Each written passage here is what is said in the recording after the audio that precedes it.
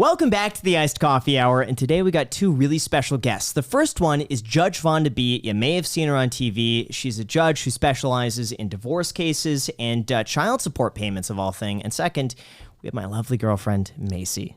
Welcome to the Iced Coffee Hour. We got two polar opposites here. We have the relationship, then we have what happens when relationships go wrong. And we got Jack. Yep, so we got the whole spectrum, guys. We got marriage, we got dating, and we got single. So we're going to talk about how expensive having a girlfriend is. Graham, do you want to start? Yeah, I don't really think we... Yeah, so first thing for keeping your pet girlfriend is that you got to make sure she has food. We do love food, otherwise we get cranky. Lots of naps are important. All those things. Pretty much anything you need to take care of a girlfriend you can find at Petco. Petco. Yeah. You shop there? No, Macy does. She buys her own food there. That's what, it was funny. When we first came out with our first video, everyone was like, Graham, girlfriends are so expensive. And that was the time in my life where it was all about frugality. And people were like, do you know how much this is going to cost? And when you really look at the cost, it's not bad. I mean, well, for you though, right? Because you take girls on, let's say, on not that expensive dates. What was an ideal date when you were first getting started in this? Just with Macy or just overall? In general, yeah. Well, it was bad. Let's hear it, man. Oh, no. I'm sure so Macy curious. has some experiences here, Yeah, too. see, really I don't bad, know because when Graham and I first started dating, all of his friends were like, oh, he actually takes you out and stuff. So I've heard it's pretty bad, but I never experienced it because I guess Graham must have really liked me. Yeah, one of my first dates I'll never forget was in high school. And I remember I went to the Cheesecake Factory because they had these nachos. I'd get them with my buddy Nick, and they were $8 nachos that were huge, like the Cheesecake Factory portion. And we just split it. Ooh. And but I used to bring my own soda, I'd have a soda every now and then back then. But I'd bring my own and just ask for a cup of ice, so I didn't have to pay the $3. And you did that on a date? Yes. And what did your date think about it? I think we didn't really have a second date. I think we kind of had like a pseudo. It was through a friend group, and so it was like the second date was more of like a forced group hangout. I think it's fine. I didn't see any issue with it, and saved a lot of money. Yeah. Okay. As a girl, what would you think if a guy did that? I feel like it's not a good look because I don't know. I feel like then you're kind of gypping the servers a little bit because the server's making money on everything that you're ordering. So I just kind of look at that and. That would be my thought. But I just think you probably found someone who matched your energy a little bit. Or it might have just been cheaper not to have a soda, perhaps. And maybe just have a water. That might have been the smarter way to go. But you and I split nachos Did you really all need the that time. soda? That sounded like a performative thing. It's like you bring this soda to show, oh, look how thrifty He's I am. flexing. Yeah, I also, the Cheesecake Factory also had like $5 parking. And so I parked at the convenience store next door and walked over. Save the parking. Did you have the girl in your car when you parked there? Yeah, I did. Okay. I mean, that's understandable, honestly. I would. Let me tell you guys about my first date with my wife, Kelsey. And maybe I've told this before, but I'm not sure. We went to the movies, and I don't buy any snacks at the movies because they're too expensive. So then we go in, and midway through the movie, I hear rustling in her purse. She pulls out bagged popcorn. You call the police? And then she pulled out juice boxes. And that's when you know she's the one. That's when I knew she was the one. Although she did admit to me that, her mom gave her the stuff, but she was raised that way. So it's we're the same person. Yeah. Juice boxes. Why don't you? Like a Capri Sun or like one of those. Yeah, like apple a Capri juices, Sun. really? Yeah, like a Capri Sun or something. Yeah. Or just a water She also bottle. had a water bottle. Yep. She had both. How big was her She purse, also had man? candy. Yeah, it was crazy. She also had tattooed chef in there. Yeah. Holy cow. Mustard, ketchup, everything you need. She made a full-on Subway sandwich. That's what it felt like to me, man. Yeah. I used to do that. The movie theater where Jack and I grew up used to have these $2 Tuesdays things, and it was right by Winco. Winco, thank you. We used to go into Winco before, and that was when those green military kind of style jackets were popular with a lot of pockets. So I'd go in there and you get the bags of candy from there, and I'd put it all throughout the pockets. And so I'd walk in, and I'm sure it was obvious because my jacket was stuffed. But yeah, that's the smart thing What do you do, Jack? What do I do? Yeah, ping pong. So you're saying if I go on a date? Yeah. Well, usually I'll do dinner. Usually they'll pay for me. No. I don't think I've ever been paid for on a first date. Really? It's tough. Yeah, I feel obligated to pay on a first date, and I'm fine with it. So I know a lot of people that I am dating at this time would either be in college or something, and I work full time. You're dating a lot of people at this time? No, I'm not. But let's say I do go on a date with someone. They're probably in college, or just getting started with a career. Yeah. I've been working full time for a couple of years, so it's fine. I'll treat them. I'm cool with that. And also, there is a little bit of awkwardness, which like the bill gets put down on the table, and you're like, okay, who's gonna pay? So I just reach for it, and I usually just hand the server my card. You know what? It reminds me. I actually got paid. I not really got paid to go on a date. I had just got my driver's license, and I took this girl to a movie, and her parents bought the tickets. So the tickets were free. We show up at the movie, and then she handed me like a $20 bill, or it was like a $50 bill or something like this, and said, hey, could you go and grab me some food at the concession stand? And so I did, and I got it for her. I came back, and I had the change, and she says, oh, you could keep the change, or like you could hold on to the change, or something like that. Best date ever. Yeah, and so I remember telling all my friends, it's like I got like $20 basically. So that was my profit for going on the date. I was really excited for that. Yeah, she didn't even care about the change. Nowadays, like, no, you keep it. Yeah. Nowadays, that change would just be like the gas that it took you to get to the movies. Yeah, basically with inflation, that thing would and $50 wouldn't have covered it. That's crazy. What a lovely story. Yeah. So I was proud about that. You know what, Jack? Maybe you shouldn't be looking for girls who are in college. Maybe find the girls who did something similar where college wasn't for them, and they, started their own business or something, because I feel like you would have a lot more in common with somebody like that. That's what I've said, Alex. The thing is, I'm a studious person. Like I did well in school. I didn't mind college. I liked high school. I got good grades. So it's not like I'm different from those people. I just had an opportunity presented to me, and like any person, a lot of people in my situation, they would have taken it. Yeah, but don't you think work changes you after a year? Like you're substantially different going to school for a year than working for a year. Yeah, especially if you're working for yourself. It's dramatic. So then the person you're dating should also have a similar experience of working full time and like experience in the real world, because going from college to that is like that's a good point. Honestly, I haven't really like gone on a date with a girl who's in that situation, and I haven't been very satisfied with many of the dates I've been on. So Jack, I've been telling you this. You need to. You haven't been telling me. I swear, have I not, Alex? Yeah, I think Graham brought up something very probably almost the same thing. You said that you set your Tinder age between like two certain ages, and I said that's probably too young, unless you're dating one of those people who's worked full time.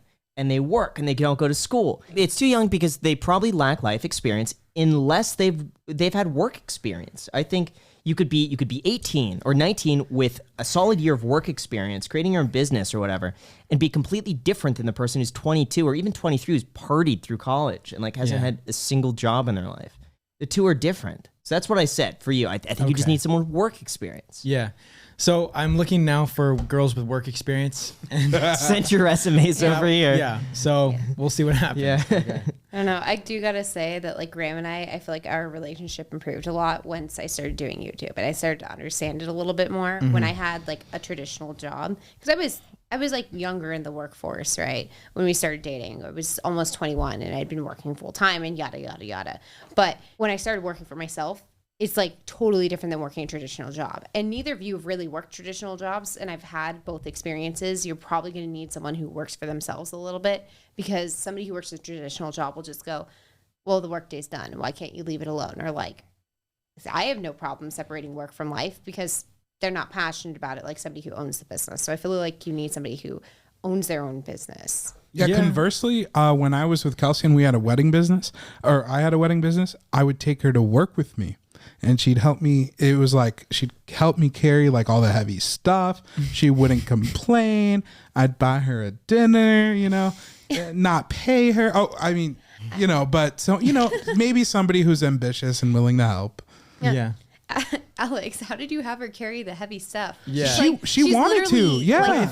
She's tiny. She has no weight to pick up the heavy But that's things. what I loved about her, that the fact that she was like, we would go to do a wedding and she'd be like, no, I want to carry that. And I'm just like, I don't want you to hurt yourself. And she's like, no, I want to carry that. She's trying to like show that she was involved in this. And, so a part of me, I think that's, so I didn't make her, she wanted to, but I feel like that's part of what made our relationship work, even though she wasn't, an entrepreneur in that sense. So let's talk about money and relationships. Yeah, Jack. Because like I said, you guys are dating, you have a wife, Alex. Let's talk about prenups and what's your guys' opinion on that, and how expensive can divorces be? Oh, okay. Let me jump in here because I feel like I have to jump in first. Otherwise, everyone's like, oh, she just agreed with Graham. I think for my situation with Graham, a prenup is totally there. I think if somebody's coming into a marriage with assets they had before, they probably are going to want them after. And I can totally understand a prenup in that case. If you're like both straight out of college and you have nothing to your name, I feel like sometimes that can be a little insulting. But like with Graham's in my situation, it was different. I had my Roth that would, at this point has grown. I have a decent amount of stocks. You have your real estate properties.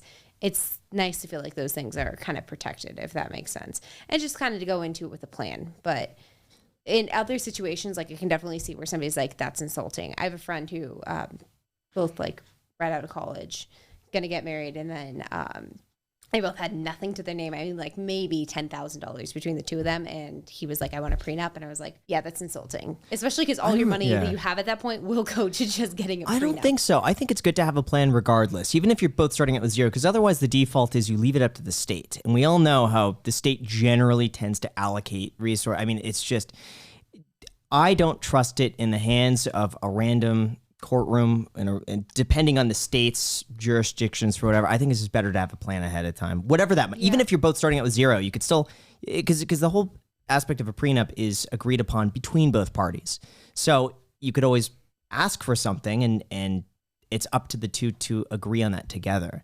Yeah, but when you have like, especially in this friend's case, when you have almost nothing, spending half of that money on getting a prenup just doesn't seem worth it to me. When you already have the joint banking account, when it's already going to be probably 50-50, when it's both of your money that's going into towards all these assets, everything's going to be joint.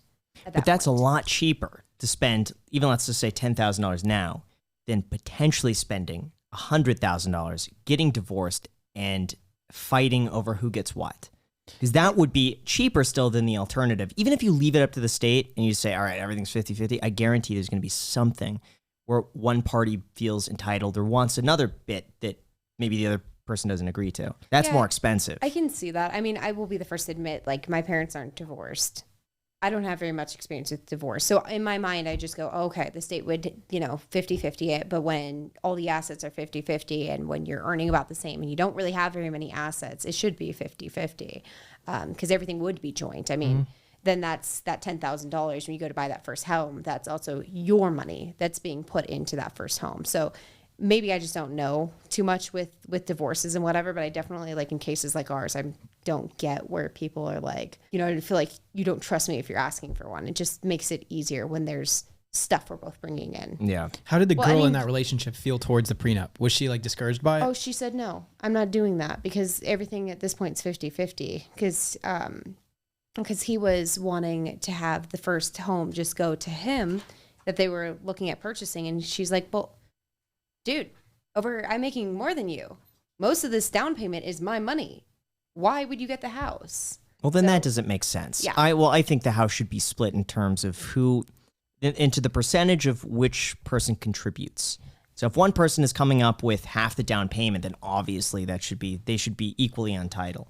Yeah, agreed. Yeah. I also think it's like completely up to the individual couple. Everybody's going to have a completely different circumstance going into it. And there's definitely like a scale of it. But like our circumstance might be different than somebody who has a similar age gap to how we do. It could be that the younger one's making more money. So I just feel like it's something that each couple needs to come to on their own terms. I don't think they're bad. Personally. No, I don't think they're bad. I just see it as an insurance policy, basically. Like if you have a car and you're driving it around, and you have a choice just to leave it up to the state to decide if you're in an accident, how that's allocated, or you could come up with your own insurance policy and say, at least I know that these are the terms. If I were to get into an accident, I think it's a good idea regardless. What do you think, Jack? For me personally, I think it's up to each individual relationship if they want or if they don't want. I know I would prefer a prenup. Let's say I marry a high earner that's like making way more than me. I would still definitely 100% want a prenup. And I just think, because for me personally, I'm able to detach like my emotions from certain things, but I know some other people are different. Like they can see that as a personal attack. If you request a prenup, they could think, oh my gosh, they don't they don't trust me with their absolutely. finances. It's like, I Yeah. understand other people are different, but for me, I'm pretty good at being able to detach Yeah. emotion from my decision making. And I think that I would just That's definitely why want one. with Macy on our second date, I brought it up Third. because It was the the third. third, yeah. Okay, second may be a little too soon. It was our third date, and I could tell I really liked Macy, and I could like tell it was going somewhere. And so I'm like, I just want to let you know as soon as possible that this is on my mind and like this is something that's important to me. That way you never think or have to wonder like, oh wow, like we're 2 years into this and now he's asking for it. Like, what is it? Yeah. It's like it's early enough where like if it's going to be an issue, it's better to probably flush it out early on. And if it's not an issue, then great. But at least it's early enough where it's like not a surprise, if that makes sense. I think if you approached a similar thing and just third date. That's third crazy. date is I a mean, good I've been one. on third dates with girls Yeah. and then not fourths. And I feel like if I brought up like, prenups. That could mean a lot then. Yeah, like that is such a unique thing to bring up on a third date. Honestly, I would bring that up like a year into the relationship. No. Yeah, so the thing with Graham and I and why it was the third date is our first date was supposed to be like an hour or two and it lasted 7 hours. And the only reason why it ended was because literally nothing was open. There Oh, was that's nothing true. we could Everything go was do. closing. Yeah, everything was closing. It was like midnight, Yeah, 1 got to that a.m. creepy hour. It's like the strange people start walking around the Strange streets. people, you guys, right? Us. And other people too. Yeah. We didn't Yeah. want to be among our fellow strange people. Yeah, I know. But yeah, our first one was 7 hours. It was meant to be an hour or two. Our second one, we were just going to go grab lunch. I And don't then think it was just lunch. I think we'd planned lunch and I was just going No. to show you like to the harbor and stuff. Well, we Or didn't. maybe you did. Didn't you cancel work? I did. That was it. Oh, it Yeah. was supposed to be lunch, and then you had work at 5, and you called in sick or Yeah, something like that. I'd work from like 1 to 5 because I was That still working was that retail it. job on the weekends because I was like, I have nothing better to do besides going and Yeah. go make money. But yeah, I canceled on it. And then our second date was 12 hours. And again, it stopped because we literally had nothing to do. Everything was closed again. So by that point, it was like we'd spent the time of like going on like, what, Yeah, like we 5, waited. 6 dates? We waited until 12:01, so we could call it like a 2-day date. That's cute. Yeah. That Yeah, is we so were cute. literally sitting Yeah, in the car. It was like in the driveway. yeah, just be like, all right, 12:01. Yeah, I was living with my good. parents at that point, and they were like, my mom was like looking out the window, and she's like, "What the heck are they Yeah. doing?" Mom, 7 more minutes. You Your could mom see us was just watching sitting- you guys do Well, that? because you No. would see us sitting in the front seats, and she's like, "Well, I want to turn off the lights." Did you guys and kiss stuff." when you left? I don't No. know. Ew. Ew. Jack. Oh, sorry. Sorry, didn't mean to Yeah, press so it. that- TMI. Yeah. Yeah, but that third date, I was glad you brought it up then because I think at this point, because I haven't had very much experience with divorce. I mean, as you're saying that it's expensive, I genuinely have no frame of reference. I was glad that you brought it up early because I had time to like research it and really get, my bearings on like what exactly it is, what's the purpose of it, and like at a point where I wasn't so emotionally involved like I am now, that I could kind of detach a little bit and figure out what it was without feeling immediately insulted. Yeah, and it's thorough. I mean, a prenup, you think of every situation possible from like, if the partner is at stay-at-home Are there mom. animals in prenups? The pets? We didn't. Did we put Ramsey? We didn't. We didn't. We no. didn't. But I think it's just if God forbid, if anything were to happen, I mean, we kind of would know I get already. both. Like I couldn't. Yeah, I would get both. No. Uh-oh. No. For the record, that is not the case. I don't agree. I don't agree. I would just be like, you have to be pretty heartless to like take an animal from somebody. I mean, Yeah. like I just can't. Yeah, but that imagine. goes both ways. Like, just saying, like, let's say she wants both. I know she doesn't, but, sorry, yes, she does. My bad. I love my babies, Yeah. Alex. Then goes the same way. Like you wanting to take 1 or 2 animals, it's like, wow, then you're the heartless one. The thing is, the animals decide. I think it's pretty clear. Bailey is a mama's girl, and Ramsey is a He's also daddy's Daddy's boy. boy. I don't know. Whatever it is. He gives me Whatever a it lot is. more love than he gives you. Well, Gives me a lot of. Bailey spends a lot of mornings with me. So Let's talk this through, guys. anyway. Let's Working out. talk this I through. don't Okay, think there's anything to talk It's through. kind of It's it's like- kind of joking. Okay. Yeah, We're there's kind nothing- of there's I'm just nothing joking. trying to talk stir the through. pot. All right, Alex, as a married man, do you have a prenup with your wife? I do not have a prenup with my wife. I'll have you guys know. We thought about it. We talked about it.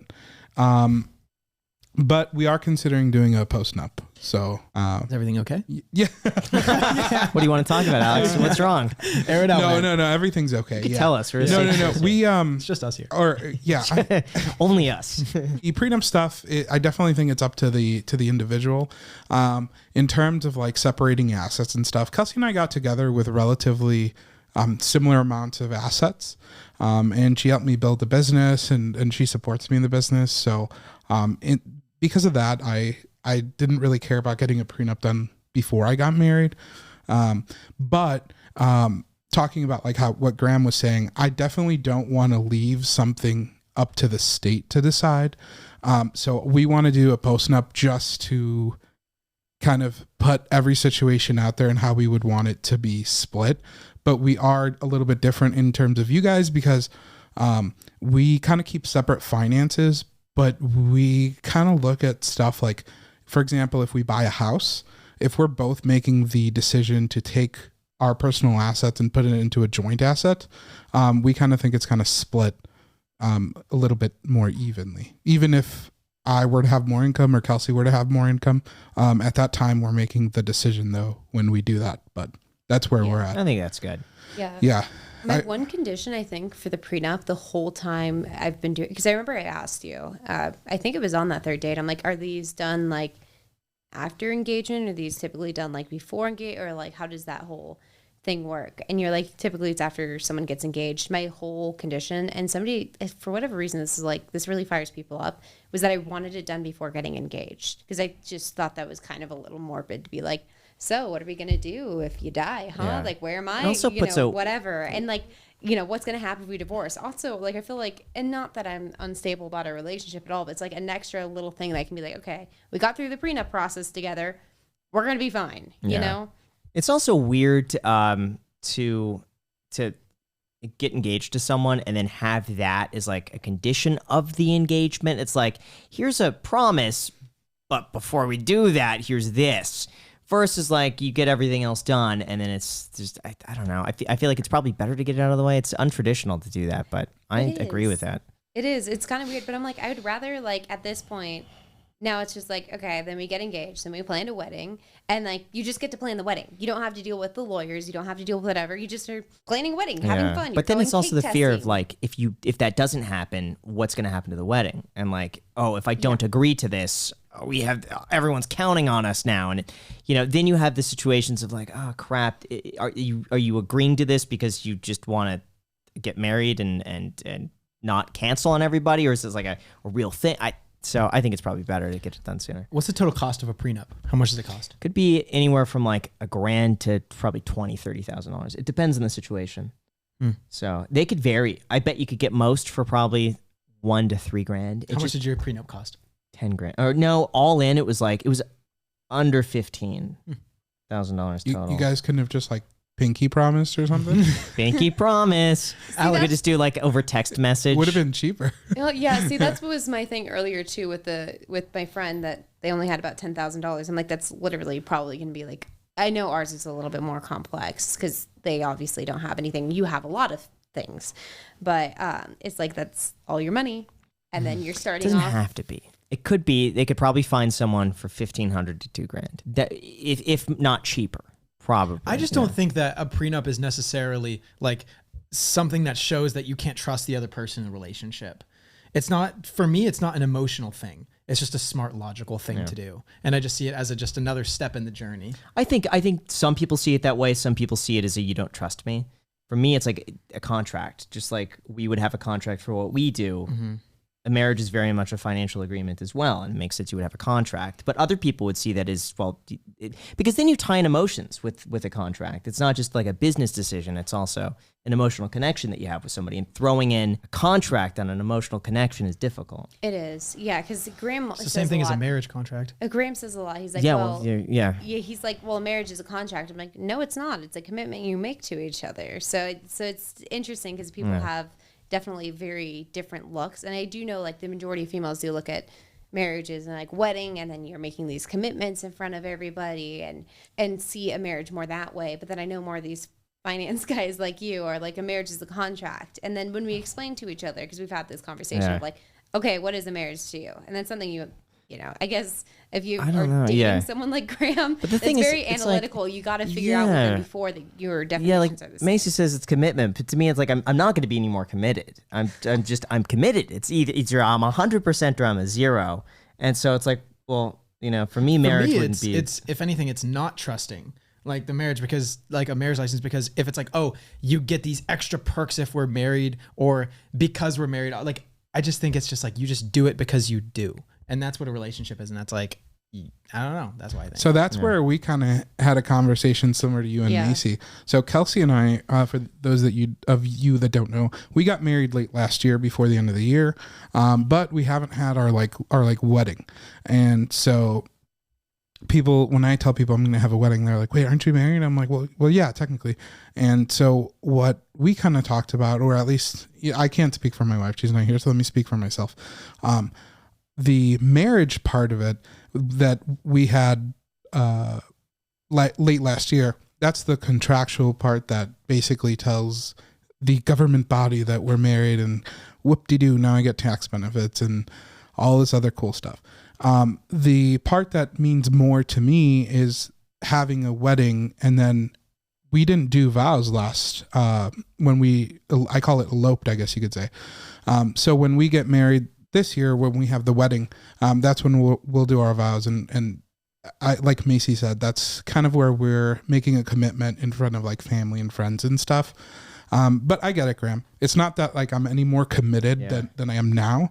But I'm just putting that commitment in words out loud in front of family and friends. That's really all it is. I think sometimes it's about also like vocalizing your feelings too. That you're actually sitting down and you're like, I'm vocalizing my feelings. I'm going to make these vows for people that do custom vows. I'm going to make these vows and really, really think about it in a way that you probably wouldn't on the day to day. I think a wedding's about making those commitments, and a marriage is about keeping those commitments and growing with a person. I get that there's a whole contractual side to it, but the way I have always looked at it is like a wedding is where you're together. Doesn't matter if you're eloping, doesn't matter if you're with family and friends. I mean, ideally, I'd love to be with family and friends, but you come, you sit down, you figure out, like, what am I going to promise this person for the rest of your life? And yeah, you're kind of already doing it on the day-to-day, but it's a different thing to actually vocalize and speak that to the other person. It's like being in a relationship with somebody. For example, if they never said, I love you, I would be like, do they love me? You know? And it's about like you're sitting down and you're vocalizing it in a very, very, I don't know, intimate way with the other person. So now after seeing anecdotal love and money stuff, we're going to actually get someone who has evidence and statistics, and she's a judge, and she's going to be talking about expensive divorces, some crazy stories, and all of the other nuts things about divorces. Let's bring her on. Welcome. We're so excited to have you on. We've been talking now for about 2 months, I think, going back and forth on Instagram. Yes. I think it deserves some clarification how we kind of met, but I was looking for videos. I've been watching The People's Court a lot lately and reacting to those videos because I love the stories. And when I was searching for new People Court videos, your videos came up from Support Court. And I was like, what is this? And so I started watching these videos. They're amazing. Thank you. I absolutely love them. And so we reacted to a few of the videos, and just, I think it was you, Jack, who's like, we should just DM her and get her on. Or maybe I DM'd you. I can't. I think you mentioned it in a reaction video. You're like, oh yeah, I should reach out to you, Vonda, and you can come on the iced coffee hour or something like maybe that. Maybe that was it. And then you reached out to me. Yeah. And then sure enough, you happen to be here in Vegas. So we have a lot to talk about, both in terms of legal issues, child support issues. Maybe we could talk about everything else that's involved in either marriage, divorce. We want to hear all the juicy stories that you have and how you got to have your Judge Vonda B show. Okay. How did that come to be? So I am a practicing family law attorney. I've been doing that for the past 8 years in Dallas County. Well, one day, I believe it was on a Saturday, like New Year's Eve or something, about 3 years ago. I was watching TV, and this show called The Couples Court came on, where it was a husband and wife acting as a judge. And I was like, what is this? I've never heard of Couples Court. Then after Couples Court went off, you had Paternity Court that came on. And I said, wait a minute. Now we're talking Couples Court, Paternity Court, you have People's Court. Nobody is talking about child support. That is the most controversial area of law. Why isn't anybody talking about that? So within my office, a couple of guys, they do all of my editing and marketing, everything like that. So I went to them and I said, hey, what do you think about filming a show where I act as the judge and I reenact cases that I've seen or handled personally? Yeah. And they were like, Vonda, that's an amazing idea. That is a good idea. So we started filming, and now what you see today, 3 years later, is support court with Judge Vonda B. I never envisioned it to be that big because I literally started it to educate people about child support laws in Texas. So to see it grow from one follower to over 153,000 now on YouTube, I think it's pretty cool. That is now. How much are you making from YouTube now? Because I have a feeling pretty soon, if not already, you're gonna make more money from YouTube than you will practicing law. And actually, we have. Congratulations! Thank you. Gosh, thank you. I had What a posted good on idea. Facebook today on one of the lady lawyers channels. They were asking, hey, when are you ladies going on vacation? When is your staff going on vacation? I said, I actually closed down December the 1st and I'm not going back until after spring break. No. And they were like, wow, boss. wow. But yeah, it's good. The ad revenue is amazing. You should do a sponsor in the middle of one of the how funny would that gosh, be? I would love That that. would be sponsored. fun. I would just put it in. Thank you to Grammarly for sponsoring this in the middle of the Oh support court. Let's here. do it. Gosh. Yeah, listen, you should be. Well, we could talk a little later on the ways to monetize your channel. But Okay. so, how did you get into law to begin with, and why child support? I always wanted to be an attorney. Ever since I was, I believe, 2 years old, I always wanted to be an attorney. My dad retired from the sheriff's department in Dallas County. He worked there over 30 years. My mom retired from Dallas County as a supervisor in the felony courts. So it was one of those things that I just kind of fell into. Yeah. And then I married the bailiff that's on the show. Well, the newer episodes, the older episodes that you see with the bailiff, that's my dad. Oh, wow. So the newer episodes, that's my husband, Christopher Shaw, who is actually a police officer. He's so the cool. police chief at UNT Dallas. Is located in Dallas and also at the UNT College of Law in downtown Dallas. Cool. So yeah, it's something I just always wanted to do. And in child support in particular, I had a personal experience with child support with my son's father. And it was one of those situations. My situation was not as bad as I've seen others. Yeah. You know, but I was like, why not do this? So it kind of found me.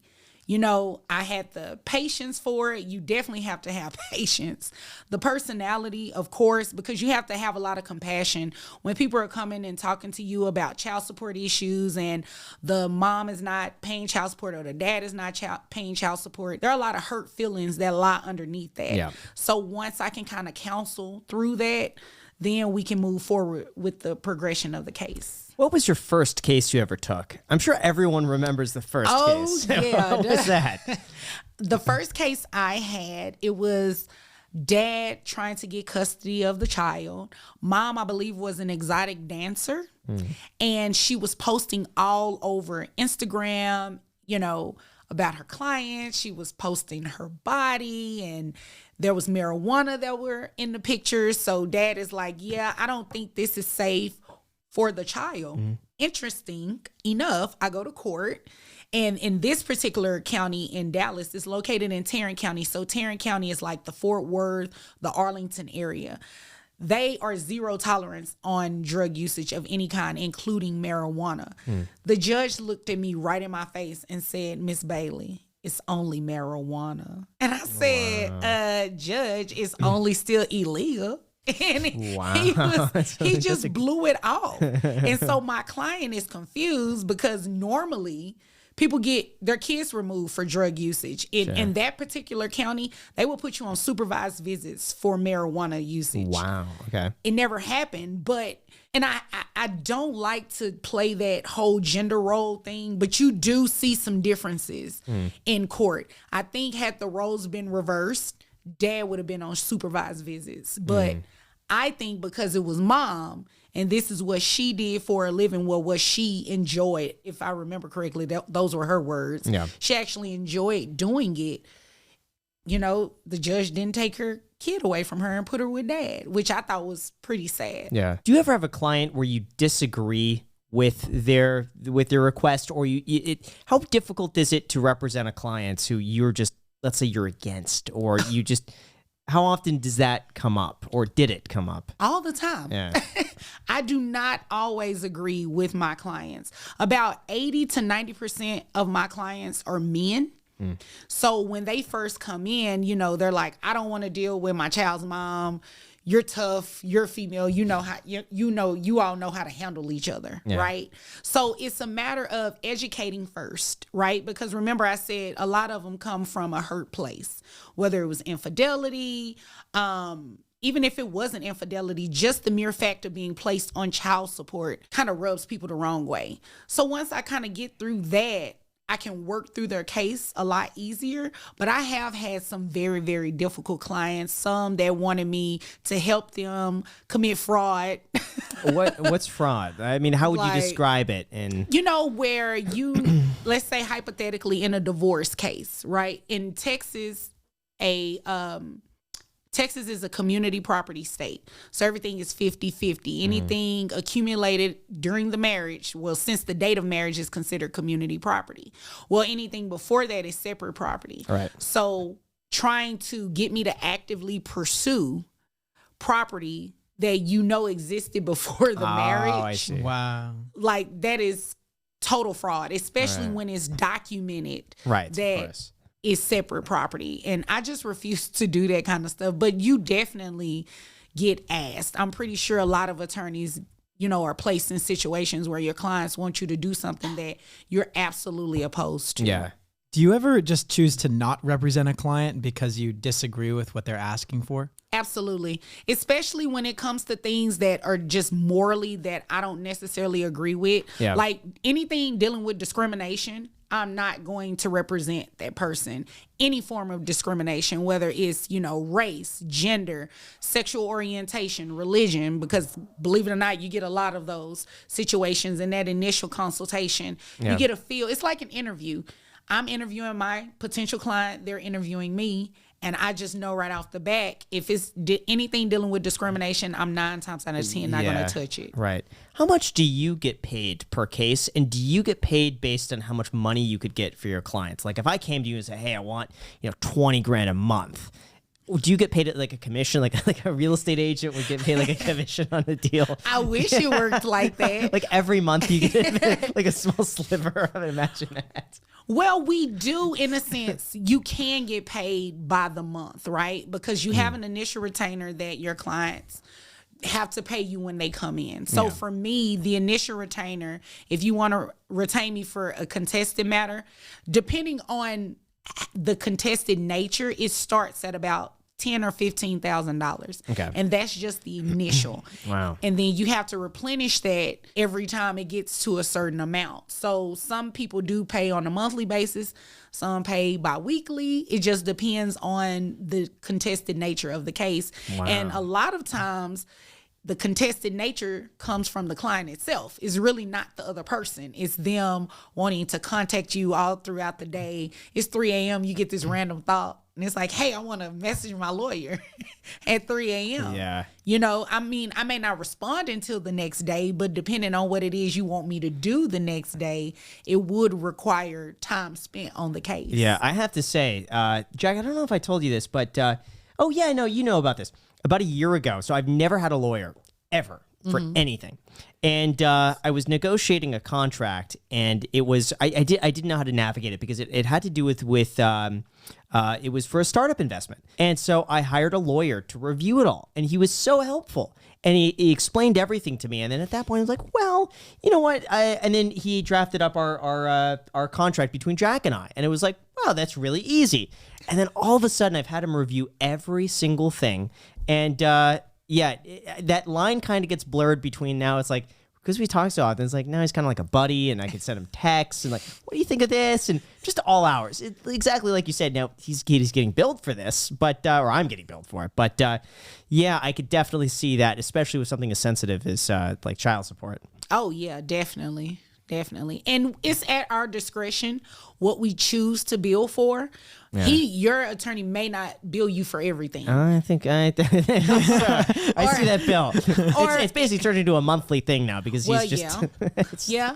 You know, and you do Yeah. have that discretion. So there are some things maybe, you know, you can cut the price in half, where it would normally be this, you charge this. If it were a communication where it was 5 text messages, you'll bill for it, but maybe you'd bill for 2 or 3. Something like that, especially if it's a client where there's going to be some longevity and they're going to be a recurring client. You'll cut little breaks every now and then. Got it. So what does your job entail? Like, is it all child support cases, or do you also take on other sorts of cases as well? Oh, yeah. I do custody cases, divorce cases, which child support, if children are involved, that's already an element within that case, and adoptions as well. You can do name changes. So I've had people get their name changed as an adult. I've had children, their parents have their name changed for a variety of reasons, all those type of things, and property related issues too, which can get really, really messy, and they can get messier than child support cases. What was the worst situation you've seen, or the most difficult? It was a situation where I was coming to court, and I represent a wife. Husband brought new girlfriend to court, which I never advise anybody to do. If you're going through a divorce and infidelity is an element that they're trying to prove in a divorce, it's never going to be a good idea to bring the person that you were cheating on them with to court. Right? Oh my God. See, I was thinking new girlfriend. I'm like, they separated. You got a new girlfriend. So She's that like was the supporting person. him. That was the person. Oh, yikes. Okay. It was the most embarrassing thing ever, because when that person comes into court, you can call them as a witness, even if they're not on your witness list. Really? So it's like, hey, I want to call her as a witness. Well, she's not on your witness list. She doesn't have to be. She showed up to court today. I have questions for her, right? Is she obligated to do that? Let's just say she just showed up in the courtroom and she's like, no, I got to leave right now. Well, I can still call her as a witness and ask the judge to make sure that she sticks around because she came to court. And I actually saw that happen. I was on the other end of that, where that happened to me. People, when they come to court, they like to have significant others and friends just to be there for moral support. However, the problem with that is you can get them called as a witness. So that happened to me, and I said to the attorney, they're not related to this case at all. Well, they may be. I want to call them as a witness. I was like, that is so messed up. So ever since then, when I saw that, I was like, well, if it's a witness that could be, a character witness, have a lot of information that I may or may not need, I want to call them in. And that's what happened on the case. It was bad. Wow. Yeah. So what was the outcome of that case? What they happened? end up fighting after court, like physically fighting. Oh, my wow. gosh. They ended up physically fighting. And just so you know, family courts fight more than in criminal courts. Are you serious? Yes. So the two Wait. ladies were fighting. Yeah. They were fighting. And And the husband had to intervene. No. break it up, right? Yeah. And they went to jail because you have bailiffs there. No. Yeah, they went to jail. It was bad. They waited out until they got outside of the courtroom. But yeah, it was right there in the hallway. It was like the wildest thing I'd ever experienced. Now, I've seen fights in the courthouse that literally did not involve me. I was at one end of the child support courts, and I'm looking to the other end of the hallway, and you just see people fighting, right? And that's normally what it is. Oh my gosh. It's hurt feelings. Someone is bringing someone new to court, right? And when I saw that, I was like, yeah, I can't do this. That was just too much for me. And I said to the attorney, I was like, you need to have a conversation with your client. Yeah. Not only was it rude, it was extremely hurtful. They're going through a divorce, and I think they had been married almost 20 years. That's a long marriage. We're not talking about people that, just eloped and been married a year or two. We're talking about a 20-year marriage. There are a lot of hurt feelings there. Gosh. Oh, I can't imagine that. Oh, well, I experienced it, and I never have to see that again. Wow. Jeez. So on like these TV shows, how real is something like The People's Court? I've always been curious, like if something's, because some of these characters, I mean, they're characters. I mean, it's just like, how do they find this guy? How do they screen for these people? Because we've done our own, like we did the Graham Stephan show, right? People call in, and screening for interesting calls was so difficult, and we just didn't get enough. And so I'd imagine like The People's Court, they get these insane scenarios. Like how much of that is scripted or played up? I mean, a lot of it is scripted, but with certain shows, they have where the judge is an arbitrator. So in which I'm probably sure is in you all's contracts, there's an arbitration clause. So arbitration means that you all will go to an independent person, whatever that outcome is. I don't want to say ruling because they're not a judge per se, but whatever the outcome is, that's final. It's binding, kind of like a mediation type situation. Yeah. So that's what they're doing a lot of times on these courtroom shows. So some of those rulings and outcomes, they're actually legit, but you really can't tell which part is scripted versus which part is unscripted. Because I've had friends that have appeared on courtroom shows and they're like, yeah, Vonda, that was scripted. But it was portions of it that were real. Like they had a real life issue, the reason they were going to court. Yeah. You know, and it's small claims. So we're talking about nothing that's over like $5,000 and $10,000. Yeah. You know, it's you broke my vacuum cleaner or you didn't pay the other half of your rent, which equated to about $2,500. Right. Something like that. Yeah, I like this. So the downside is you can't do that for child support, unfortunately, right? So you couldn't get a real case and just showcase it, or can you? Well, and that's the thing. I don't know if you can actually do that per se, but I think if at any point I were to become an arbitrator and I were not running for judge, which we'll talk about that here in a second, because I am currently running for judge. If I were to become an arbitrator or something like that and have a show, that is something that I would be able to do. I just don't know necessarily the logistics of it because there is an actual child support court, but that's not necessarily arbitration. So when you go to child support court, they have the attorney general there that helps mediate the case between the two people so they don't have to go to court. But if they don't agree, then they'll have to go to court. But arbitration is something totally different. So, I mean, it's something I'm looking into long term. Do these people get paid to be on the show? I'd imagine if one person wins, it's like, well, we're just going to pay it. Well, no. So a lot of them are just volunteers. Really? Some of them were my family members. No They were just way. excited. Like when the show first started, we needed talent. So they were like, yeah, I'll do it. I'll do it. And the more popular the show has become, people are like, hey, I want to come on support court. And I'm like, okay. So we haven't gotten to that point yet. We're still kind of in, even though it's 153,000 subscribers, that's still in the growing phase. Yeah, right. So once we get it to where we want, where we have a legit company that we're going through for our talent and everything like that, it'll be a little different. Yeah. Yeah.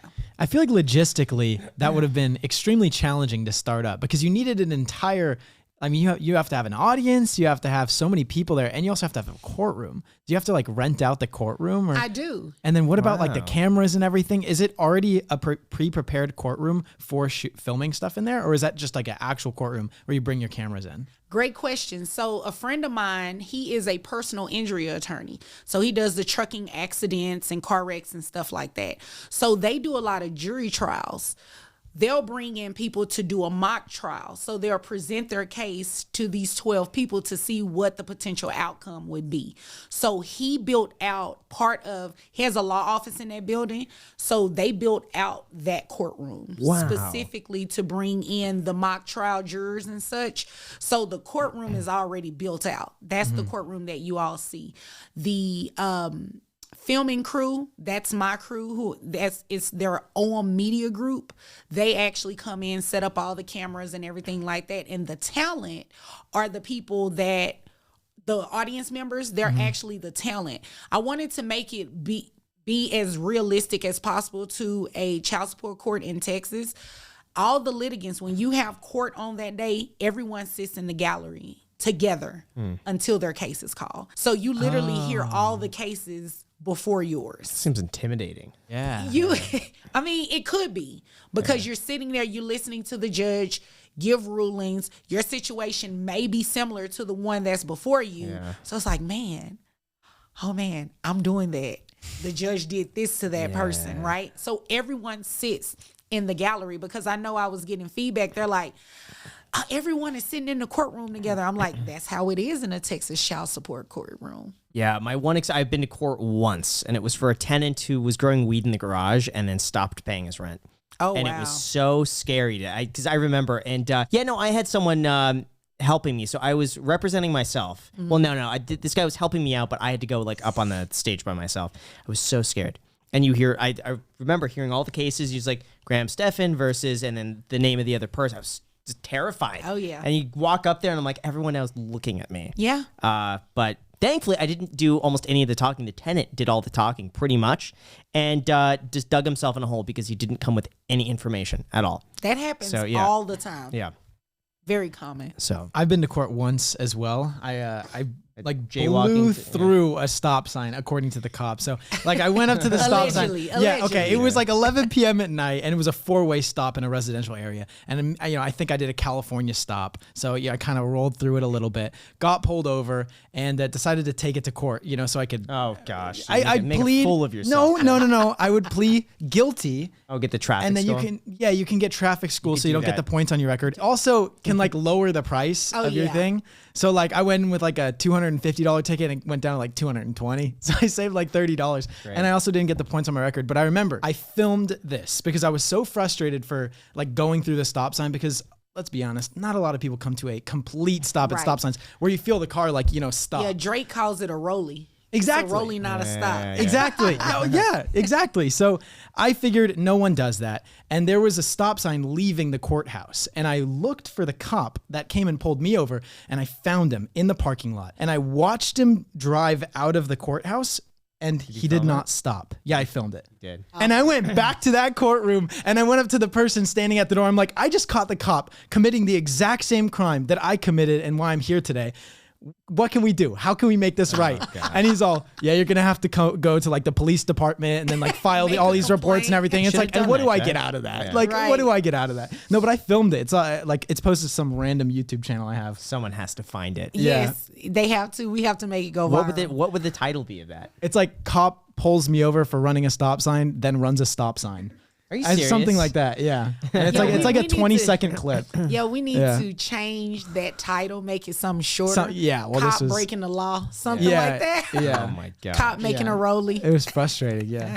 Let's talk about different case scenarios, okay? Okay. So let's say if someone were to be making as much money as, let's say, Graham over here, what would that support court like verdict be like if you were to marry someone and then split? Yeah, I was curious about this because let's say in a scenario where like someone makes, let's just say, $20 million a year. Okay. Okay. The other person makes $200,000 a year. Okay. You're living as though you make $200,000 a year, even though the one person's making 10. How is child support dictated in a scenario like that? It depends on the needs and the lifestyle of those particular children. Because child support in Texas, it is very simple. It's a calculation, talks about your gross, your net, you get the net from taking out the taxes and everything like that. After you get the net, how many children do you have? And of course, giving you credit for any health insurance that you provide, right? Sure. It's straight like that. Well, you have nuances where in the Texas Family Code, there are certain factors that you can ask for to get what's called above the guidelines child support. So let's say hypothetically the children have a special diet. They can't eat anything gluten, right? Okay. So there's a chef Sure. that comes in, cooks these children's meals 3 to 4 times a day. They go to daycare at in an exclusive neighborhood, an exclusive area. They have tutors that are world renowned. They're in golf programs with private sessions, all those type of things. Sure. Those are some of the things that you can then go into the court and say, hey, I need child support a little bit more than what the guideline would be. But you have to meet that requirement before you go to court. What happens is in that same scenario, people feel like, oh, they make this amount of money, so I'm entitled to this amount of child support. It doesn't happen like that. I don't know if you all are familiar with Chris Brown has a child support case out of Houston, Texas. I didn't know that. Yes. Chris Brown, the rapper? Chris He has a Brown, the kid? rapper. I had no idea. I didn't know that either. Yeah. He has 2 kids now, I believe. I had no clue. Yeah. Yeah. Well, he has a child. His case is out of Houston, Texas. And the mother of that child receives child support based on the cap. So in Texas, there is a cap. It's up to, well, at that time it was a lot lower, but now it's $9,200 of your net resources. That's the amount of money that you can get. No matter how much money Chris Brown is worth, she's only entitled to that $9,200 cap. Well, like I said, back then it was like, I think it was $8,550 at the time that that case took place. Yeah. So child support, she received like $2,300, something like that. It's not a lot of money. Well, people online were having reactions to it, right? They were like, Chris Brown is worth all of this money. Right. Why isn't she entitled to more? Oh my God, I'm gonna move to Texas because it's so cheap. And it's like, no, that's not how Texas law works. She didn't have any facts, according to the court documents, right? She didn't have any facts that described a lifestyle of the child that required anything extra. So she should get the bare minimum, the baseline. Well, when I say bare minimum, $2,300 is not bare minimum for the average person. But considering his income, it was the bare minimum. So absent anything showing that this child is, let's say, special needs or has anything going on that will require that extra care in terms of funding, you're going to get what the guidelines say. I thought it was to create a stable environment for the child so that when they go from one house to another, there's not a big discrepancy. Wouldn't in that case there be a huge discrepancy between Chris Brown's lifestyle and, getting paid $2,300 a month? And that is a great question. Yeah. You said Chris Brown's lifestyle. Yeah. His lifestyle is not the determining factor. It's the lifestyle of the child.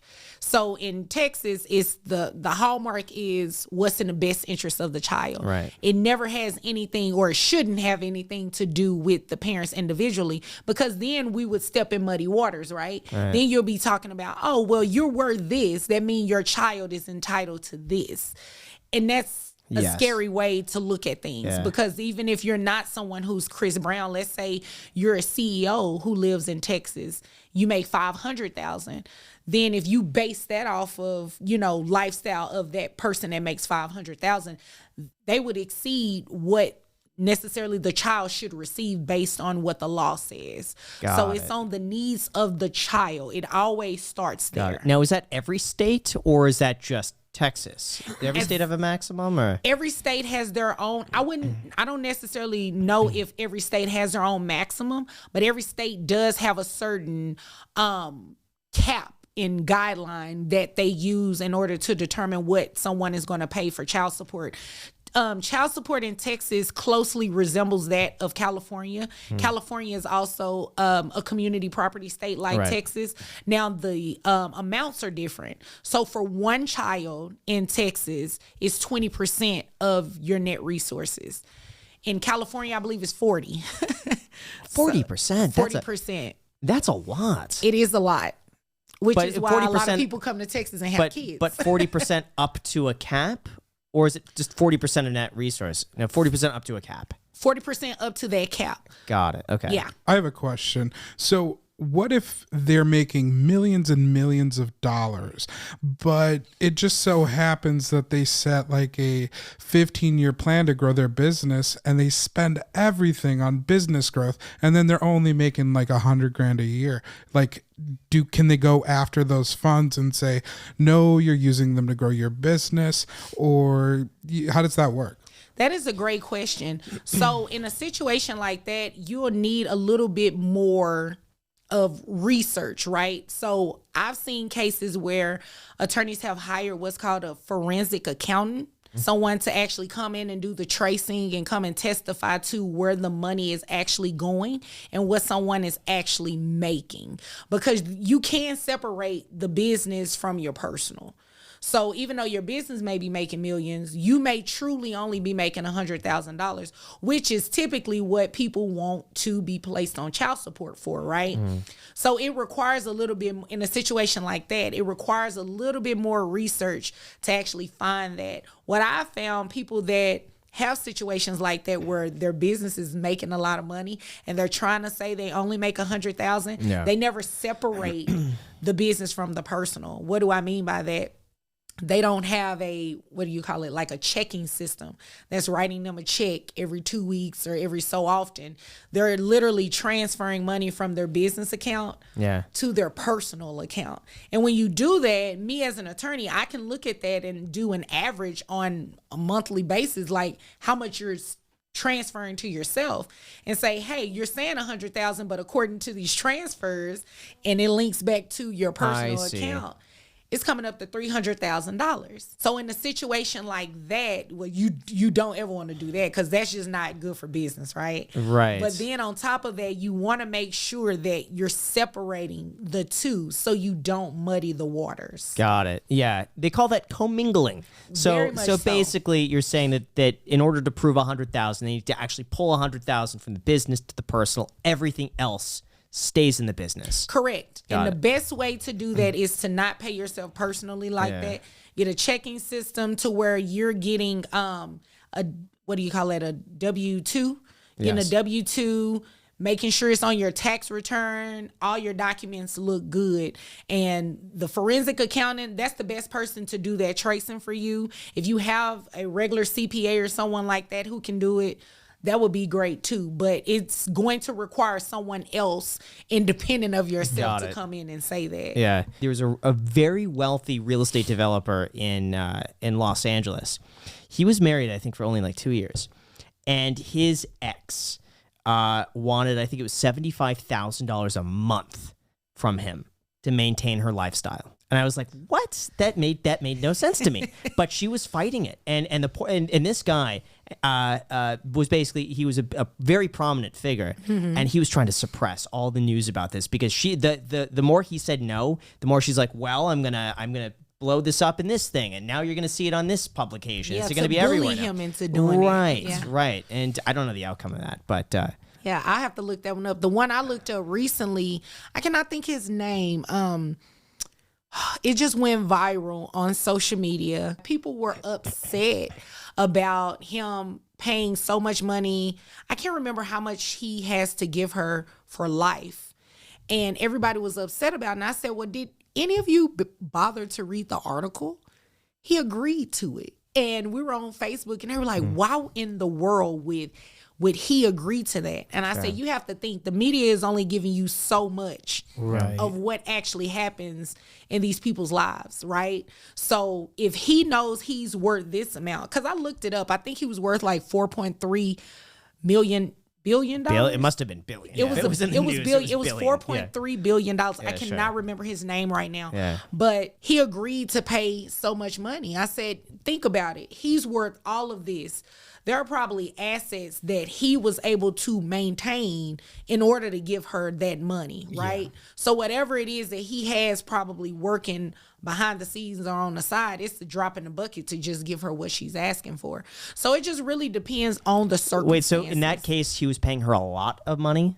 Yeah, it was a lot, and it was for the rest of her life, if I believe I read that correctly. Okay. The media is only giving you a very small glimpse of a 20-year marriage or a 30-year marriage. So it just really depends. And a lot of these situations that you see with spousal maintenance, they've already been kind of groomed to be set up to have that lifestyle. So at a certain point, if you think about it from a legal standpoint and not necessarily a moral standpoint, because we typically like to look at everything from a moral standpoint, right? Correct, but if you look at it from a legal standpoint, if this person has been in this relationship with you 20 years, they've raised the children, you have been able to grow your business, focus on your business, do all of those things, is it legally right for them to just walk away with nothing? Right. You know what I mean? Yeah. So from a legal standpoint, I can see it a little better. If it were a moral standpoint, I probably would have a little bit more of a difficult time. I do see a difference if one person is staying home, they've taken time off from their work, they're out of the workforce, they're taking care of the children, they're supporting the family. I think that, I mean, obviously deserves to be compensated. But in like this other real estate guy's case, like she was, I think in her late 20s, she was like, she's from Europe, perfectly capable, no kids, and $75,000 a month just seems to me, you know. Well, how did she get to the United States from Europe? Was it one of those things that was like a mail order thing? And that's another thing, you know, when I like to watch the ID channel a lot. So you see things come up like that a lot, you know, where people get online, they do like the mail order bride thing. And it's like, hey, I give you this amount of money if you come over here and marry me. So you never necessarily know who does that? backstory. Oh, it happens. Who pays Jack's the money? like, what's the website? The person that's offering, you know, they have all so these if the person websites. lives in the United States, it's that person that's paying, or is it the person that lives elsewhere is paying? The person that lives in the United States Is paying to have someone fly out to them and then marry them. Yes.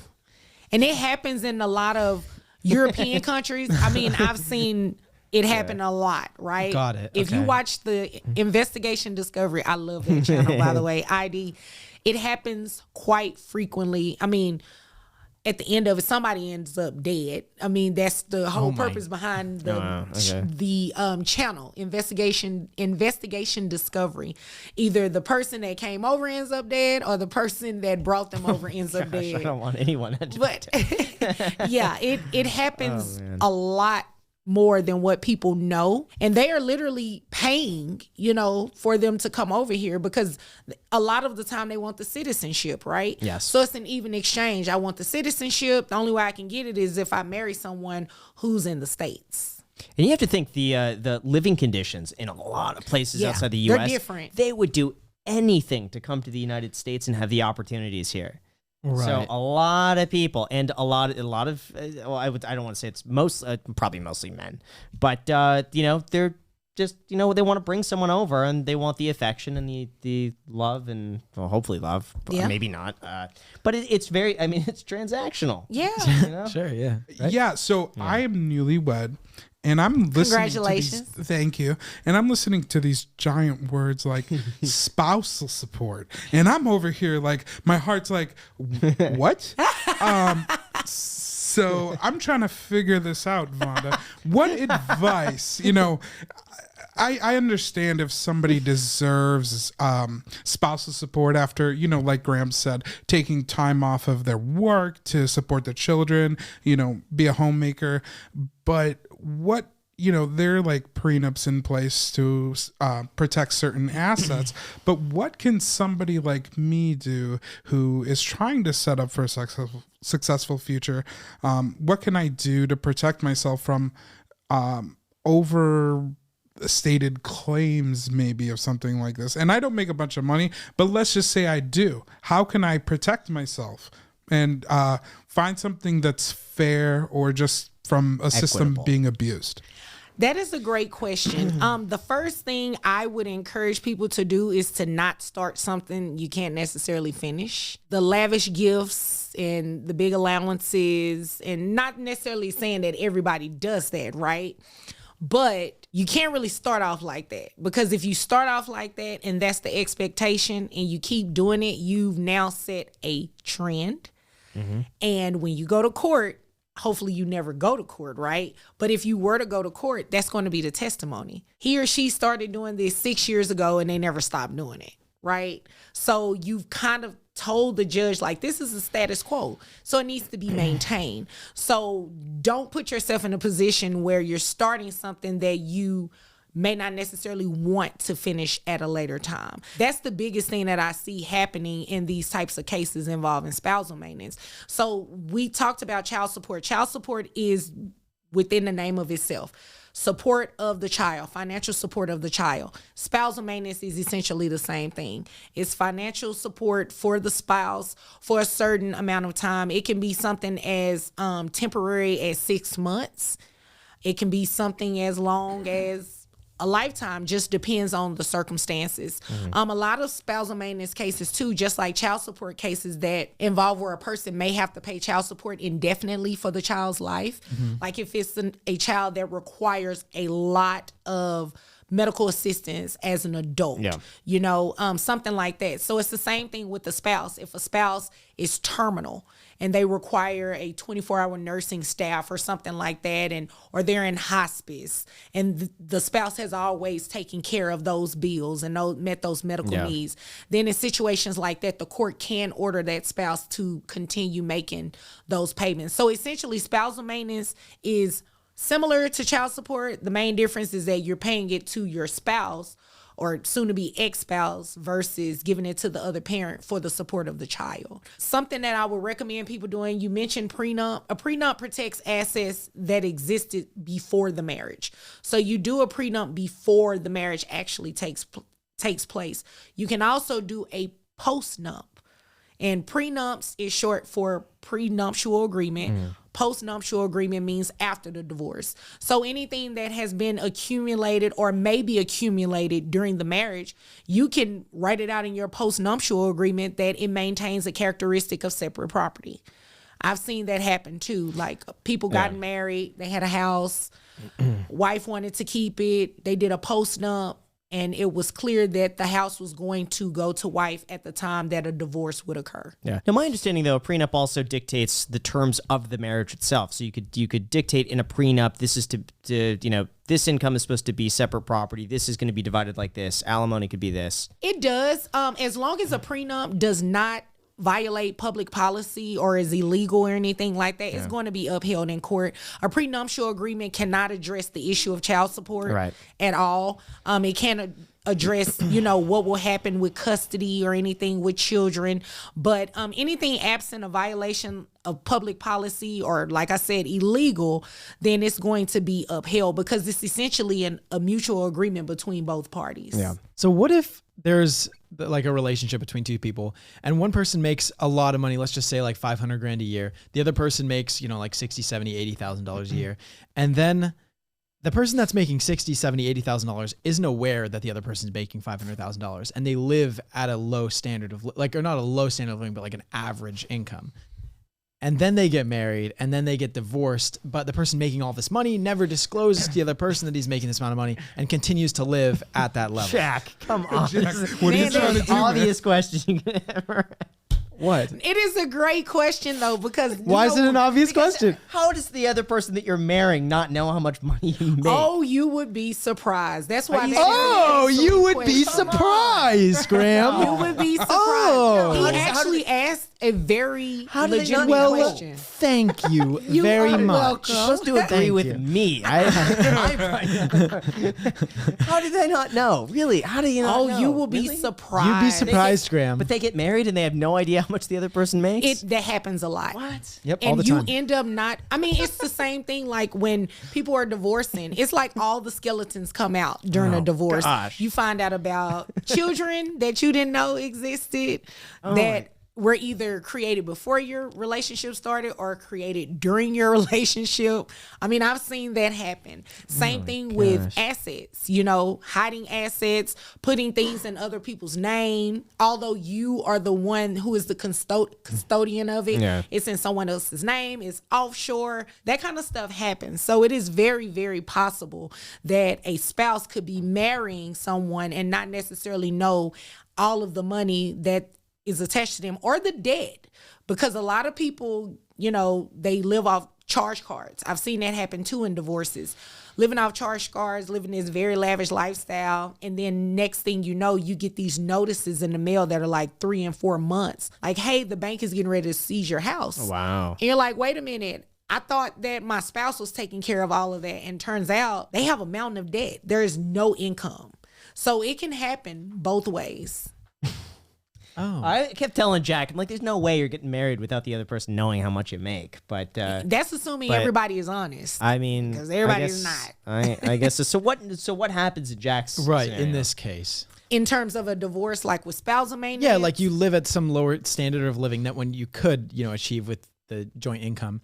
And you just never disclose how much money you're making. Well, it really depends. So in a lot of divorce cases, especially ones that don't involve children, it is encouraged that you go to mediation. Mm-hmm. Well, in order to settle in mediation, you have to disclose everything.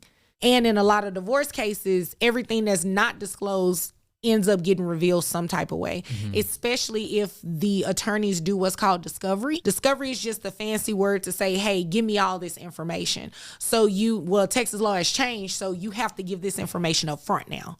It used to be where you send it to the other person, they had 30 days to give it to you. Now, from the time that a case is filed and the other person responds or files an answer to the case, they have to produce all of these documents up front to now kind of circumvent the scenario that you're talking about, because then you would have that lower income spouse pretty much walking away with nothing, and the spouse that has more money walking away with everything. So in my opinion, the way that Texas law kind of does it now, they're called the initial disclosures, where you have to give this stuff up front.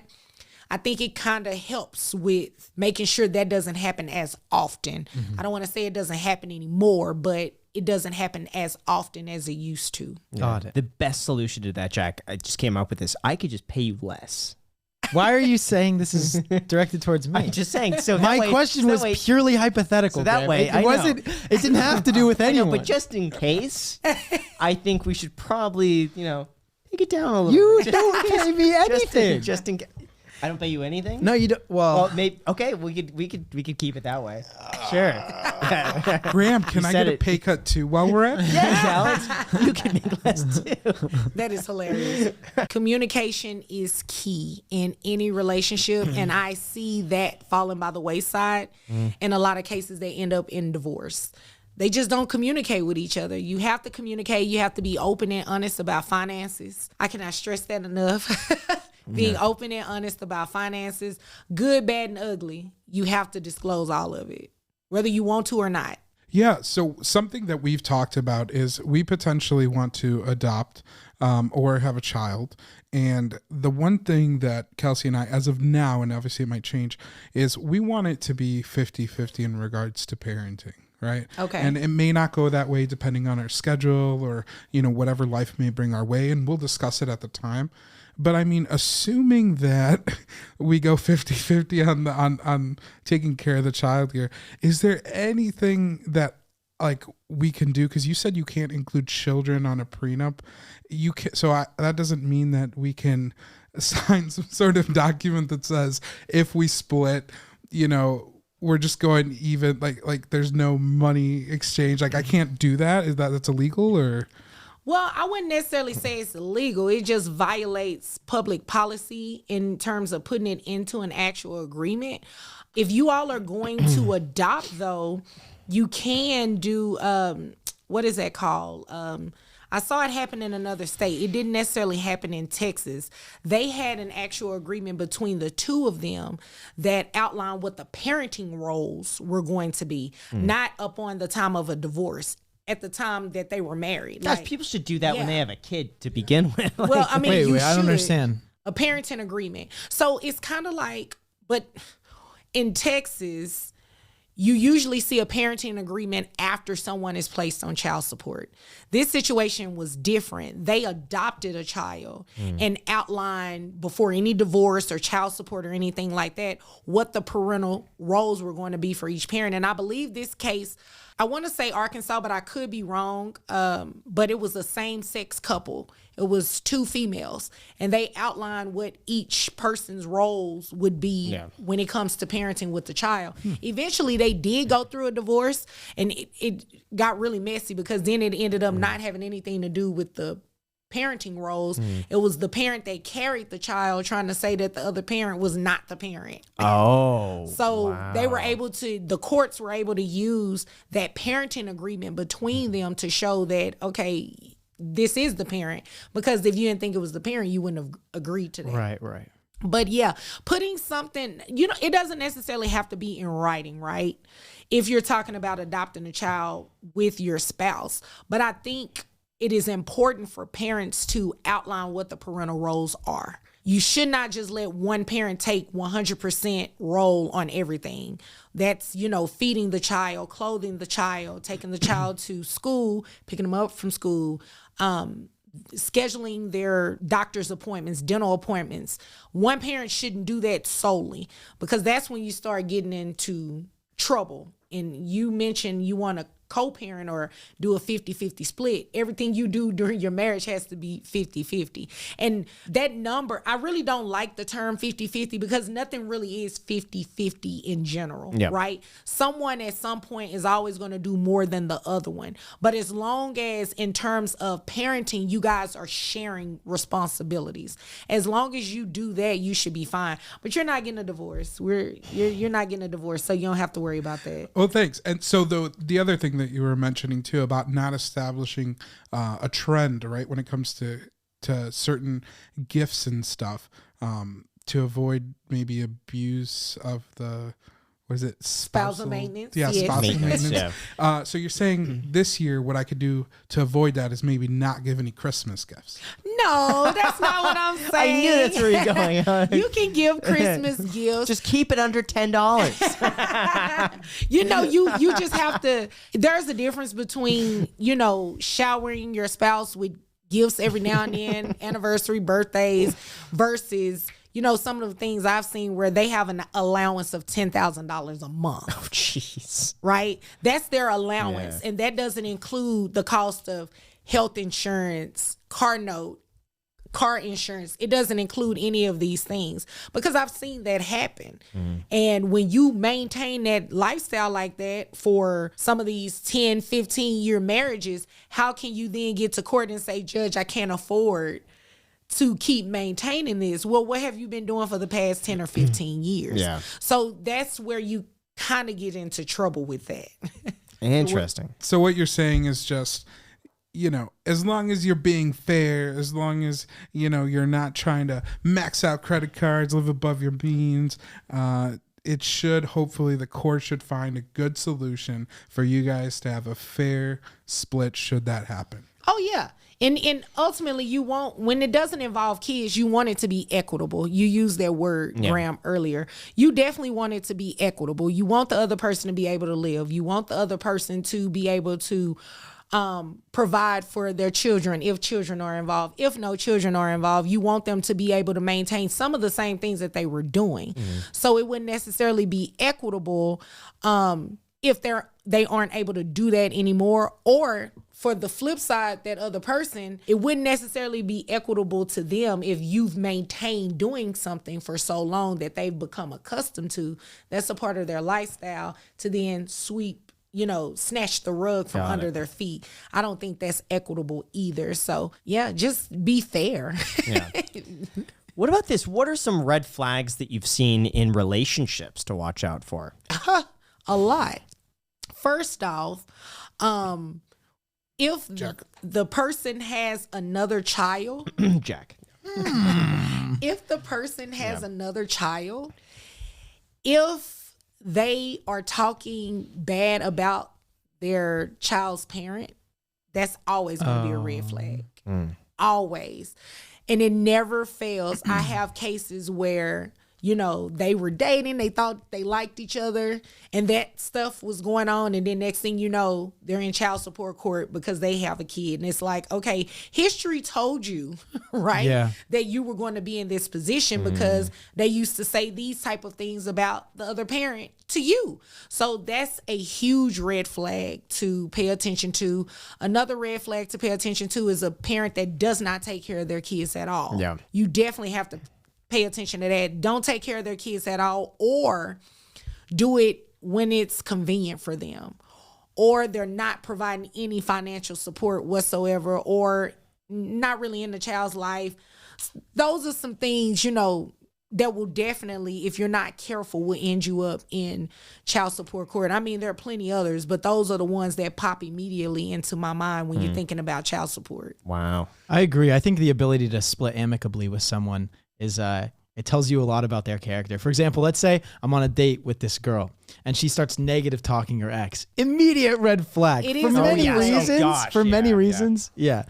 It is a red flag because just think about it. There is something good you can find in everybody. Right. At some point, right? And to just speak negatively about them. Now the relationship may have ended bad, but you dated them. So at some point there was something good to say about them. So you either just talk about, you know, the situation and how it ended, maybe what you could have done differently, because it's two people, right? You play a role in it, but to just bash and trash talk the other person, you know what? Always going to be a red Reminds flag. me of one date I went on. This must have been like 8 years ago. It was a while ago.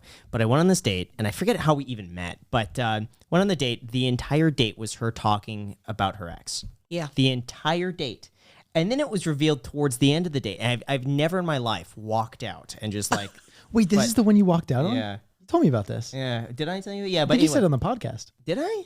Maybe. Maybe. Yeah, did you say you were going to the bathroom? Yeah. Yes. Yeah, okay. Yeah. You And talked you never about it on the came podcast. back? Yeah, I came back. No, Oh but my it was so bad. gosh. But she had also revealed something about like she was also dating someone else, but it wasn't official, and she didn't know if he liked her or not. And I'm like, well, why am I here? Oh, yeah, that's another red flag. So yeah, so I excused myself to the bathroom because here's the thing: it's like And she ordered something expensive exactly. too. Yeah, you remember yeah, this. yeah, Okay. yeah. So I always, if I'm going out to eat, I like it where they're not ordering like the most expensive thing on the eye, because I'll order kind of cheap, and you know I'm not like looking at what she, but you know if she's getting something that's like $50 and mine's $15, you know maybe there's something there. But yeah, I got something cheap, and she's like orders like all the expensive stuff, and so I'm like I'm not gonna pay for that, and I'm not gonna ask to split it because I got my thing, she got hers. I left. Right. I left. And So, that's another red never flag. done that, but You- yeah. And didn't she text you Yeah, afterwards? she texted me afterwards. At first, she kept texting me. I didn't respond, and then I think she texted again. Like it was like a week later, asking like another question about meeting up. I don't know. It was some weird She stuff. still wanted to meet up with you It was after you It was left? such a long time. I don't remember exactly the text, but it was along those lines. Oh, Like, yeah, she you just wanted to keep talking. definitely dodged a bullet. Yeah. She's crazy. Oh yeah, she was crazy. She was oh yeah. I remember her first text afterwards. Like she was like, what happened? And then like 5 days later, something. She was like, would you be pissed if your best friend pretended that their grandma was dying, but it turned out they didn't? I was like, what? She texted you that? Something. It was That something is like Oh, that. get out of there, Like, man. would you- Get away. Red It was flag like out of central. nowhere. It's like lying dead grandma. It's like, no, I'm not dealing with that. Not dealing with that. Gosh. She sounds like the ID channel material. Gosh, yeah. What questions do you have for us? We always like to flip it on the guest, and whatever you want to ask us, you could ask us. Okay, what made you all get into this podcast? I think it's so awesome. I follow you on Instagram. Oh, cool. Thank you. Yeah, you're welcome. You're Yeah. welcome. So It's- what started the iced coffee hour? What started the Iced Coffee Hour was Jack's idea, and Jack wanted to start a podcast. And I figured, well, you know, if it's just an hour a week and we could just, you know, goof off and film a video and monetize a conversation, we may as well do it. And I really enjoyed it. And there was a period, you know, a few months in where it was so slow, and Jack was like, no, we got to keep it going. And we posted every week, and we did not want to miss an episode. So Yeah. we just kept it every single week. We have not missed an episode. Good. Have we missed any? No. We've never not posted. No. We've posted late maybe years. twice. Yeah. And I Okay. figured a long form content type of more like candid video would be a better way for Graham to connect with his audience and really like appeal to his base. I love it. And the iced coffee hour, I've noticed for those that do like watch every single piece of content, whether it be like Graham Stephan Show, Iced Coffee Hour, Graham Stephan, even this to family, the Iced Coffee Hour is a lot of people's favorites because we really we get into like the nitty gritty here. Yeah. And I feel like a lot more personality comes out on the Iced Coffee Hour I because it's more like it. candid. Yeah, and every episode is different, which is what I like. We rarely have the same person on twice. When we do, it's always about a different topic. Right. But I just remember to keep the engagement going. Yeah. But I remember telling Jack at the very beginning, one of the biggest benefits of the podcast for me was getting to meet new people. And it's strange, by the way. If you meet someone, it's hard just to say, hey, do you want to grab dinner? Yeah. Do you want to like grab lunch, get a coffee? Because it's boring. But anytime you say, hey, want to come on the podcast? Everyone says yes. Oh, yeah. No one would say, let's do a dinner. No one does that. The podcast, everyone said yes. Yeah. So, I and mean, it's great. I was happy yeah. that you reached out Yeah. to me, and I was like, Yeah. wait a minute. Here's a blue check next to his That name. helps, yeah. Who is this? Yeah. And Yeah, so I all had to through look it YouTube. up, and I was like, okay, this is pretty cool, because Yeah. a lot of people since the show have reached out to me on YouTube, and I love meeting new Yeah. people. It is like my thing. Yeah. I love meeting new people because I don't really think you necessarily meet a stranger per se. You just haven't crossed paths yet. Yeah. Right. That's fair. So, yeah, I'm excited. Yeah. I was definitely going to say, yeah, when you said Cool. podcast, and Yeah, when I saw exactly. you were in Vegas, I was like, we're going to Vegas for our anniversary. Yeah. This is perfect. But see, had I said let's grab dinner or something, or let's grab let's grab lunch. It would have been or harder for coffee. you to even ask that in the first Yeah. place. You want to go to dinner? hey, It's are like, you coming to well, Vegas so yeah. we can go to dinner? Yeah. Wait a second. Yeah, then there's always like, what's the motive behind it? Yeah. Like, why dinner? At least with the podcast, like, come on the podcast, we could talk. Right, But right. yeah. So it definitely helps. But you'll find that YouTube is probably some of the best networking ever because everyone is on YouTube. And everyone now in Agreed. my life has come from YouTube. Yeah. Pretty much everybody that I could think. Besides family, it's like everyone I talk to now is YouTube. Yeah, everybody that has reached out to me have come through the YouTube channel, through Instagram, some sort of social media medium. Yeah. Now I'm going to tell you what you need. You should absolutely start posting these videos on Facebook if you're not doing that already. Oh yeah. I don't do it as often. You got to get consistent with it. You got to post every episode that you're doing, edit it down, post it on Facebook. Okay. Then do Instagram Reels. Same thing. Just post that to Reels and then TikTok. Okay. That one video that I watched with the lady, what was it? She didn't want to work and her husband was making more money and she was like, Oh, well, that was I tough. just The don't, guy who was a mechanic. yeah. Oh, and yeah. You said, well, you could go work. And she's like, I don't want to work.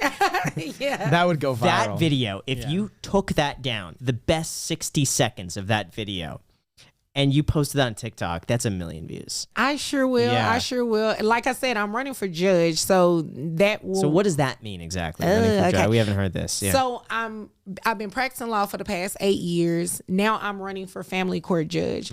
It's the 255th Family District Court that's in Dallas County. So pretty much this court needs restoration. Like literally, from you name it, from a judge banning people like attorneys out of the courtroom, which is a big no-no because the courtroom belongs to the people, right? Doing things like that, showing bias on the bench, clear bias, different things like that. I just was tired of seeing it. And in my community, I'm born and raised in Dallas. There's a specific area in Dallas called Oak Cliff. I don't know if you all are familiar with football or anything, but the South Oak Cliff High School is a high school located in Oak Cliff. They just won the state championship. And it's been, 61 years or something like that. So it was a big deal, right? So I'm one of those people. I'm prominent in my community. I'm well known. I'm always giving back. And I thought to myself, how can I say that I'm a true leader of this community if I sit back and watch something like this continue to happen? So it was like, Vonda, you're just going to have to walk away from your nice salary, your nice comforts of what you're used to. You're going to have to sacrifice yourself and make a difference. So instead of being someone that complained, which that's not me at all, I don't just sit up and complain about anything. I'm going to put myself out there. So that's exactly what I did. So cool. now I'm running for judge. When I win, I would actually take the bench on January 1st of 2023, which means I can no longer sit as Judge Vonda B. But exciting new things coming for the show. But does that mean you get replaced if that happens? In terms of my show, Yeah. well, yes and no. So I don't want to give you too much. Okay. It's going to be fun. All right. The next part of the, what do you call it? The growth of Support Court with Judge Vonda B. It's going to be exciting. All right. But the thing is, my only thing is it needs to be you. Oh, well, it still you will are be not, me. yeah, as long if you're the person between the two people, if it's not you, the show is you can't do the show. No, well. I don't know. I don't know. It's hard.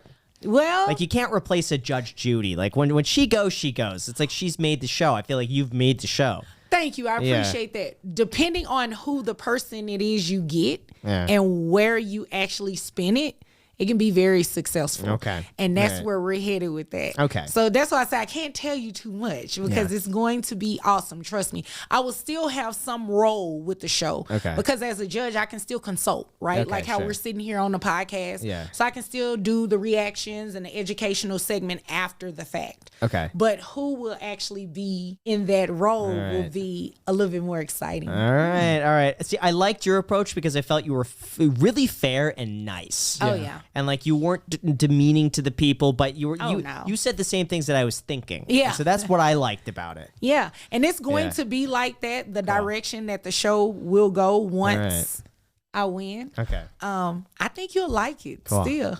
You're gonna say, All right. Wanda, this is awesome. right. Why didn't I think of that when we were talking on the podcast? I think you're gonna Okay. like it. You just have to Cool. stay tuned. All right. But until then, Yeah. you will get all of me. All right. You All right. will We get all of expect me. it. All right. Sounds good. Absolutely. Anything else you wanted to bring up or ask us? I don't have any other Cool. questions. Just thank you for Yeah, the thank you Thank you so for much coming for coming on. over here. Really, Really nice appreciate it. meeting you. Nice meeting you too. Do you like coffee? Do both of you like coffee? Not as much as I used to. Okay. When I was in law school, when I was studying for the Yeah. bar, I kind of got away from coffee to keep Okay. myself from being so jittery. Got it. Okay. And so now I drink coffee maybe once or twice a year. once or twice a year. Yeah. And what about your husband? He doesn't drink coffee at all. At all? No, he doesn't like it. What? Wow. Okay. Well then, I Let's was get your day started Yeah. off right. yeah. I was going to Bankroll Coffee was going to provide you with some complimentary coffee if you would like it.